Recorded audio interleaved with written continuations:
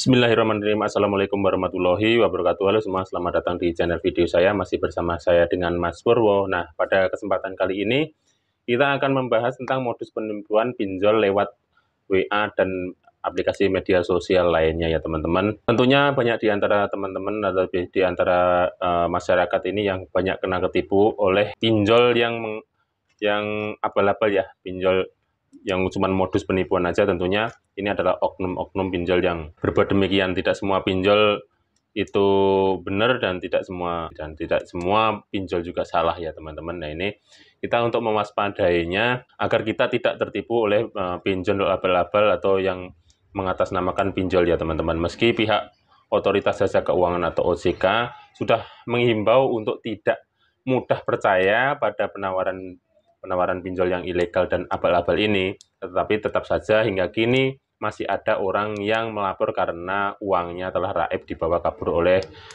oknum pelaku pinjol abal-abal ini. Nah, bila kamu butuh dana pinjaman ya yang cepat cair teman-teman, tetaplah waspada, jangan sampai menjadi korban penipuan ya teman-teman. Untuk itu kenali dan ingatlah ciri-ciri yang modus penipuan pinjol di media sosial berikut ini ya teman-teman. Perlu diingat, perlu diketahui juga ciri-cirinya seperti apa agar kita tidak terkena atau menjadi korban penipuan oleh oknum pinjol abal-abal ini atau pinjol ilegal yang cuma bermodus menipu kita aja, tidak memberikan pinjaman tapi intinya mau menipu kita. Nah, satu, adanya penawaran produk yang memaksa. Nah, ini juga harus hati-hati teman-teman. Biasanya mereka menawarkan produk dana cepat cair melalui pesan singkat di akun media sosial hingga mereka menelpon kita. Jadi hati-hati kalau kita menerima WA atau menerima telepon dari orang yang tidak dikenal, itu harus hati-hati. Dalam penawaran tersebut, pihak pinjol abal-abal ini tidak memberikan penjelasan produk pinjamannya secara rinci. Nah, mereka biasanya cuma menawarkan pinjaman saja, tapi tidak menjelaskan secara terperinci mereka dari lembaga mana dan terus identitas mereka seperti apa. Itu mereka biasanya cuma sekilas saja. Dan yang mereka sampaikan hanya iming-iming manis saja. Ketika follow up, mereka akan bersikap memaksa agar calon peminjam mau menyetujui penawarannya. Nah, intinya mereka kalau mereka menelpon kita, intinya itu cuma ingin memaksa supaya kita pinjam ke mereka, padahal itu modusnya penipuan. Nah, tipsnya adalah hati-hati terhadap nomor-nomor yang tidak dikenal dan jangan mudah tergiur oleh iming-iming yang belum tentu menguntungkan kita. Nah, ingatlah pihak pinjol yang resmi atau legal hanya menawarkan produk pinjamannya dengan cara yang benar, seperti informasi yang diberikan jelas dan pastinya tidak akan pernah melakukan pemaksaan. Nah, mereka itu lembaga pembiayaan resmi atau pinjol resmi, mereka sudah ada SOP-nya, tidak akan ada paksaan sedikit pun ya.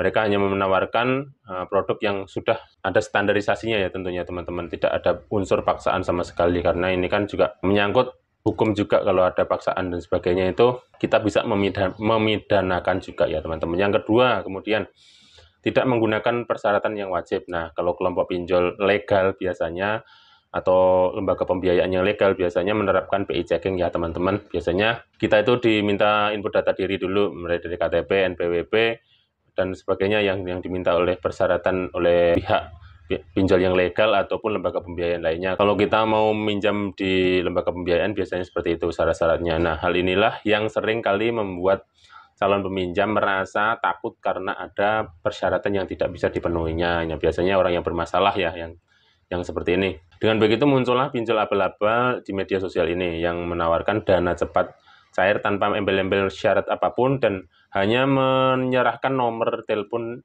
yang dapat dihubungi dan nama pribadi saja. Dan hati-hati juga, persyaratan mudah juga tentunya beresiko ya teman-teman. Mereka itu kalau pinjol yang legal, kenapa mensyaratkan yang mendetail seperti itu? Mereka juga tidak ingin kreditnya macet ya, atau uang yang dipinjamkan ke kita juga macet. Mereka juga mengecek riwayat kredit kita, riwayat pinjaman kita di lembaga-lembaga pembiayaan lain itu bersih atau tidak. Kalau misalkan kita bersih-bersih saja ya otomatis kita gampang kok, nggak usah menawarkan diri, asal mengajukan diri. Biasanya dari pihak pinjol atau dari pihak bank, kartu kredit dan sebagainya akan menawarkan ke kita pinjaman apapun itu, baik berupa kartu kredit atau dana tunai KTA, itu biasanya sudah dengan sukarela menawarkan diri untuk ngasih pinjaman modal kepada kita. Nah, tipsnya ya teman-teman, Sebelum mengajukan pinjaman, pastikan persyaratan yang diberikan jelas, mulai dari identitas pribadi seperti KTP, NPWP, hingga adanya proses pengecekan riwayat kredit melalui BI Checking. Paling utama, semua proses input persyaratan hanya dilakukan melalui website atau aplikasi, bukan melalui pesan singkat saja. Nah, mereka itu baik di Dana, aplikasi Shopee, dan sebagainya, kita menginput data diri kita melalui aplikasi mereka atau melalui website mereka. Tidak ada ya kita misalkan cuma store KTP sama nama sama HP aja melalui pesan singkat WA atau cuma melalui SMS saja, tidak ada. Mereka biasanya kita diminta memasukkan, biasanya mereka malah meminta kita selfie dan KTP dan dimasukkan ke aplikasi resmi mereka. Kalau misalkan ada lembaga pembiayaan yang cuma meminta WA, nomor WA dan cuma mengirimkan nama saja, ya harus hati-hati juga teman-teman, perlu diwaspadai juga. Kemudian yang ketiga, meminta uang deposit. Kalau pinjol resmi biasanya mensyaratkan biaya administrasi, biasanya dibebankan setelah dana cair ya teman-teman. Tentunya di lembaga pembiayaan manapun kita ada biaya administrasi dan sebagainya, tapi kebanyakan itu sesudah cair dipotong, nah seperti itu. Nah, di pinjol abal-abal ini juga sama, mereka akan meminta uang, tetapi bedanya dalam jumlah yang sangat banyak, bisa mencapai jutaan tergantung dari jumlah pinjaman yang akan diajukan. Tapi mereka itu biasanya minta di muka. Sebelum uang cair kita harus transfer dulu. Nah, itu juga harus hati-hati. Misalnya saja butuh dana sekitar 50-100 juta. Uang mukanya bisa lebih dari 1 juta dan sebagainya, tergantung dari mereka yang mau nipu ini ya. Misalnya kita butuh cepat, nah kita bisa transfer dulu 5 juta Pak untuk biaya administrasi dan sebagainya biar cair hari ini. Nah, waspadalah kita. Nah, itu waspadalah. Logikanya juga kita butuh uang, jangan mau kalau malah disuruh keluar uang gitu loh, seperti itu. Kita juga biarpun kita butuh, kita harus rasional. Jangan terburu-buru kalau dalam hal keuangan, dalam hal pinjam keuangan dan sebagainya, itu selalu terapkan prinsip kehati-hatian ya teman-teman. Nanti ini tipsnya ya teman-teman. Jangan terburu-buru mengajukan pinjaman tanpa melakukan kepastian. Perhatikan terlebih dahulu menyoal uang muka yang diberlakukan, dan jangan sampai kalian menyesal karena uang yang sekian juta dibawa kabur oleh pinjol tersebut ya teman-teman. Pokoknya intinya kalau kita mau pinjam uang itu kita mau mendapatkan uang, bukan mengeluarkan uang, gitu aja teman-teman. Prinsipnya seperti itu aja. Nah, kalau kita sudah disuruh mengeluarkan uang terlebih dahulu, ya patut diwaspadai, orang kita butuh uang kok malah kita suruh keluar uang seperti itu. Nah, kemudian yang keempat, penyelenggara pinjol tidak valid.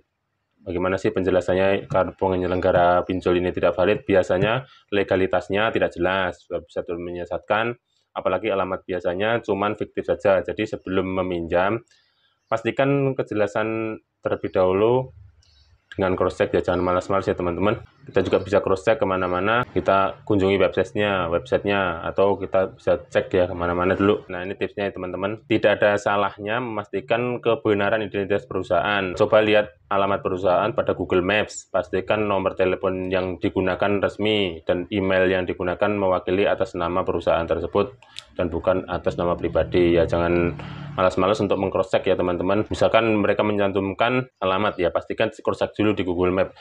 Jangan sampai kita cek di Google Maps ternyata itu kantor kelurahan atau kantor pemerintahan lainnya yang bukan kantor mereka gitu. Ya, kita kalau mau pinjam uang juga harus waspada juga, karena nantinya biarpun kita berhasil meminjam, misalkan nantinya juga kita kan ada kewajiban mengembalikannya, yaitu kita harus tahu juga kemana juga mengembalikannya, seperti itu ya. Pada akhirnya lebih bijak dan jangan terburu-buru.